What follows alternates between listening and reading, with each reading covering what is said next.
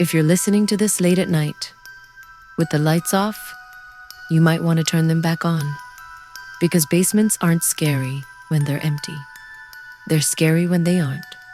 My name is Ethan Caldwell, and for most of my life, I believed basements were just storage spaces. Old furniture, dust, boxes full of things nobody wants to throw away. That belief ended the night my basement answered me back. I moved into the house on Maple Hollow Road in early October. It was cheap. Too cheap for a 2-story house with a basement that stretched nearly the entire length of the building. The realtor explained it away easily. Old neighborhood, she said. People don't like basements anymore. That should have been my first warning. The second warning was the smell. Not mold, not rot.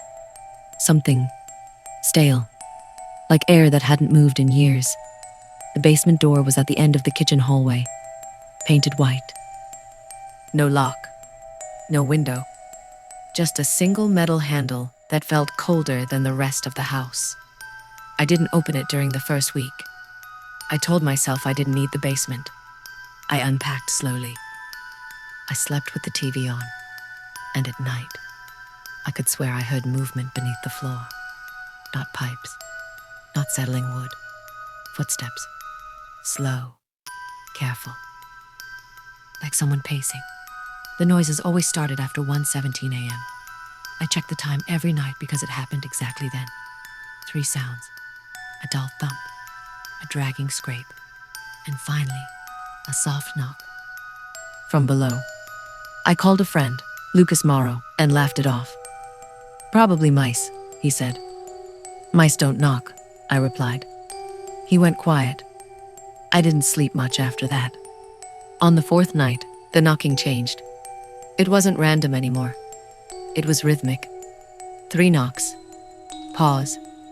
3 knocks. Like someone waiting. Curiosity always feels harmless in the moment. That's the lie it tells you. I opened the basement door on the 5th night. The stairs descended into darkness so thick it looked solid. The air rushed upward like the basement had been holding its breath. I flipped the light switch. Nothing happened. No bulb. No flicker. Just darkness swallowing the beam of my phone flashlight. The stairs creaked beneath my weight. Halfway down, I noticed something strange. The walls were scratched. Long, shallow marks. Too even to be accidental. At the bottom of the stairs sat a single chair. Wooden. Facing the steps.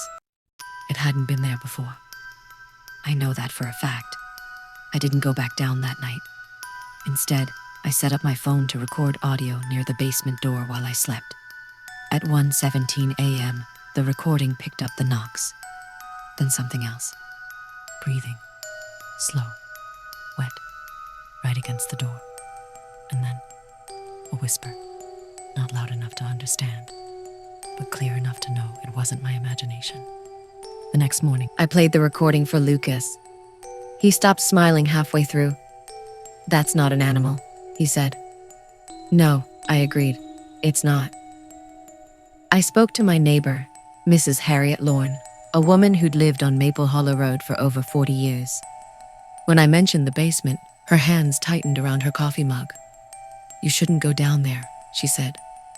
Why? She didn't answer immediately. They sealed it once, she finally whispered, years ago. Sealed what? The basement. I laughed nervously. It's still there. She shook her head. No, not that basement. Before I could ask more, she went inside and locked her door. The basement door began opening on its own. Just a crack at first, then wider. Every morning, it was a little more open than the night before. I started stacking boxes in front of it. They were moved by morning, not knocked over. Moved, carefully placed to the side. That's when I noticed the smell had changed. It smelled familiar, like my clothes, my soap, my skin. Something down there was learning me. I went back down with Lucas. Strength in numbers. That's another lie. The lights worked this time. Harsh fluorescent bulbs flickered on, revealing a concrete room far larger than it should have been. The chair was gone. In its place stood a mirror, tall, cracked, leaning against the far wall. Lucas stepped closer. "That's weird," he said. "I don't see." He froze. "What?" I asked. "The reflection," he whispered. "It's delayed." I watched as my reflection blinked, a second after I did. Then it smiled. I wasn't smiling. We ran. The basement lights shut off behind us. The door slammed so hard it shook the house. Lucas didn't come back after that night. He wouldn't answer my calls. I received a single text from him at 1:17 a.m. It followed me. Then nothing. I dug through city records. The house had been remodeled in 1989. Before that, it belonged to a man named Racheal Bennett, a recluse. Police reports described him as harmless, until neighbors started reporting voices from his basement. Multiple voices. But Arthur lived alone. When police arrived, they found the basement empty. No furniture. No people. Just mirrors. Dozens of them. Every size. Every wall. Arthur was never found. The basement was sealed. Or at least, they tried. The knocking stopped. That's when I knew it was too late. At 1:17 a.m., my bedroom door creaked open. I heard my own voice whisper my name. From the hallway, I stayed perfectly still. The footsteps stopped outside my bed. A breath brushed my ear. And something said, "You're ready now." I woke up standing at the bottom of the stairs. The mirror waited for me. This time, the reflection moved on its own. It stepped forward, out of the glass, and I understood. The basement wasn't a place. It was a passage, and it needed someone to stay behind. If you live in a house with a basement, listen closely tonight. If you hear knocking from below, do not answer. Do not look. Because once it learns you, it doesn't need the basement anymore.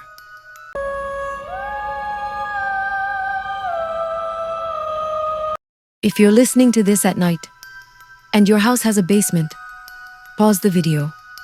Listen. If you hear nothing, that's good. Because when a basement is quiet for too long, it's usually waiting. My name is Caleb Rowe, and I never believed in haunted houses. I believed in stress, in exhaustion, in the brain filling silence with fear. But the basement in my house didn't scare me. It studied me. I bought the house on Ridgeway Crescent because it felt empty in a comforting way.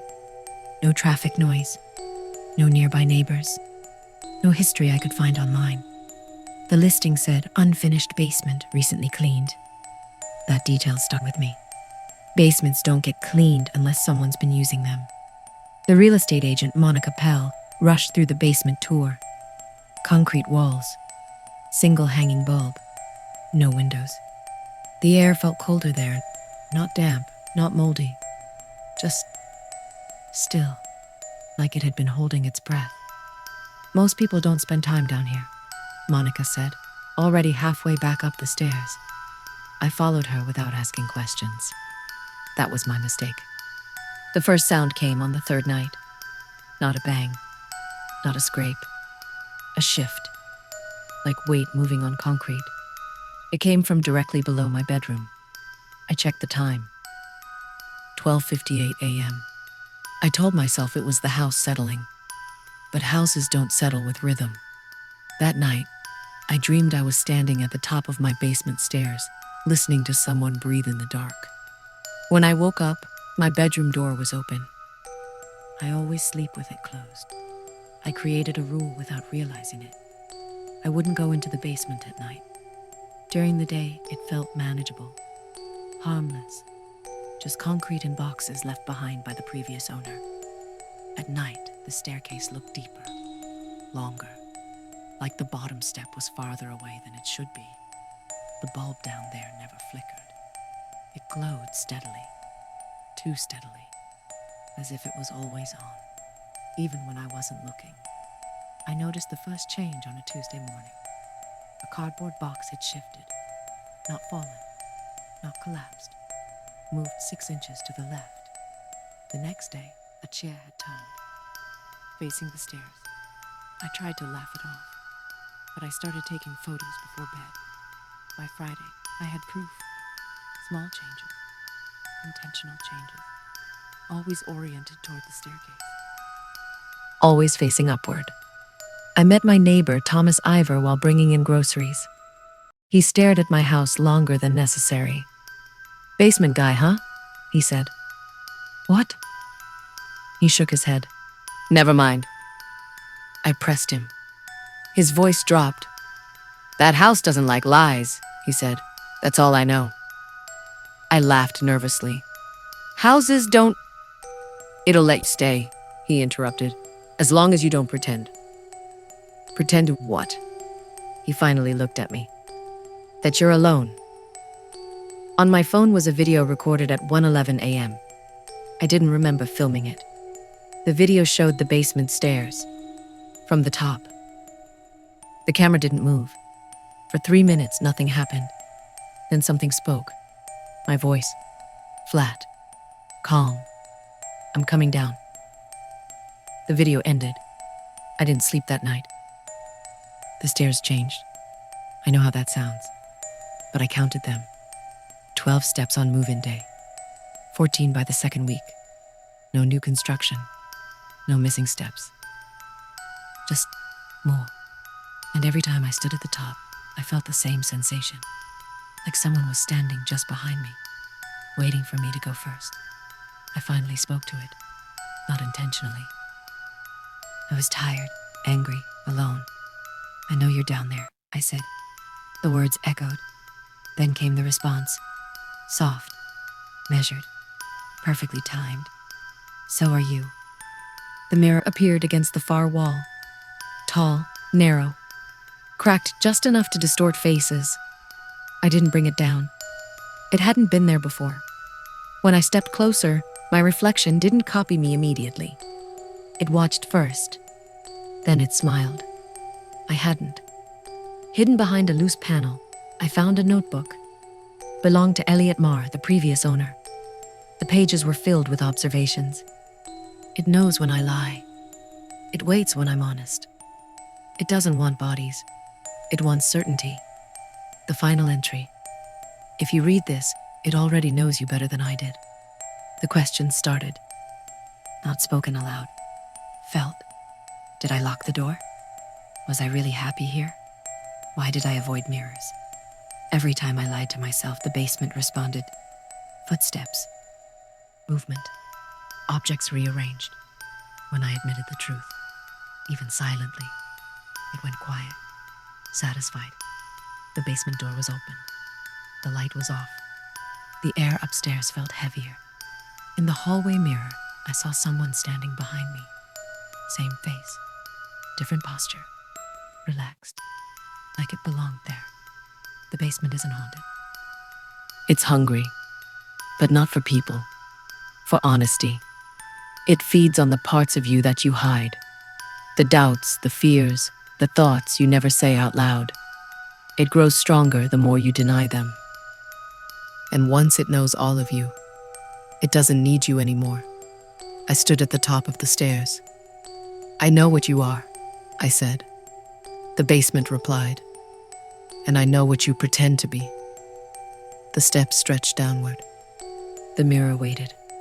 My reflection stepped out. "I'll stay," it said. "You go." I moved out the next day. No resistance. No sounds. The house felt empty again. But sometimes late at night, I catch myself lying without thinking. And I swear, I feel concrete beneath my feet. If your basement ever feels like it's paying attention, stop lying to yourself. Because once it knows the truth, it decides who deserves to stay.